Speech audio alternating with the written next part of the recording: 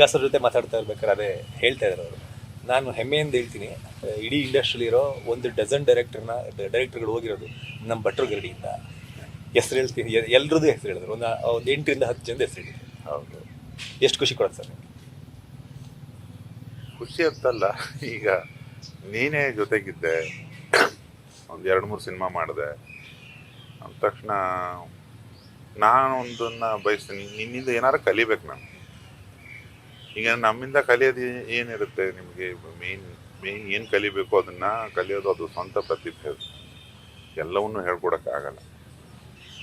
ಈ ಅಡುಗೆ ಹೇಳ್ಕೊಡ್ಬೋದು, ಬಟ್ ಮನಸ್ಸಿಟ್ಟು ಅಡುಗೆ ಮಾಡೋದು ಹೆಂಗೆ, ಪ್ರೀತಿಯಿಂದ ಅಡುಗೆ ಮಾಡಿದರೆ ಅದು ರುಚಿ ಜಾಸ್ತಿ ಅನ್ನೋದನ್ನು ನಾವು ಹೇಳ್ಕೊಡೋಕ್ಕಾಗಲ್ಲ.